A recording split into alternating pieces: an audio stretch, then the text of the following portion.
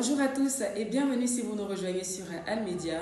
Ce matin, le chef suprême des armées Alassane Ouattara a rendu un hommage au nom de la patrie ivoirienne aux 14 soldats morts en Hérault après une attaque terroriste dans la nuit du 10 au 11 juin 2020. Le président de la République a remis aux familles éplorées des drapeaux de la nation avant de déposer une gerbe de fleurs en mémoire des 9 marshals des logis en chef, 2 sergents en chef, 1 MDL, 2 brigadiers des armées ivoiriennes.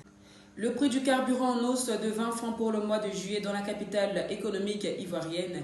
Le prix maximal de détail des produits pétroliers arrêté par la Direction générale des hydrocarbures dans la période du 1er au 31 juillet 2020 montre une légère hausse des coûts du carburant. Le super sans-plomb passe de 580 francs le litre à 600 francs.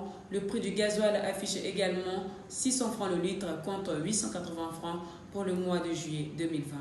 Hier, la Russie a adopté la vaste révision constitutionnelle autorisant Vladimir Poutine à se maintenir au Kremlin jusqu'en 2036. Les Russes ont validé à 77,2% ce bloc d'amendements qui, outre la question des mandats du président en exercice, introduisent aussi ces principes conservateurs dans la Constitution selon des résultats portant sur près de 61% des bureaux de vote répartis sur l'immense territoire russe.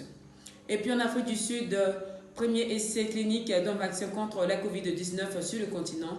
L'Afrique du Sud vient d'entamer le premier essai clinique d'un vaccin contre la Covid-19 sur le continent. Ce candidat vaccin a été développé par l'Université d'Oxford et est déjà en phase de test sur l'homme en Grande-Bretagne. Voilà, c'est la fin de ce Flash Info. Merci de nous avoir suivis.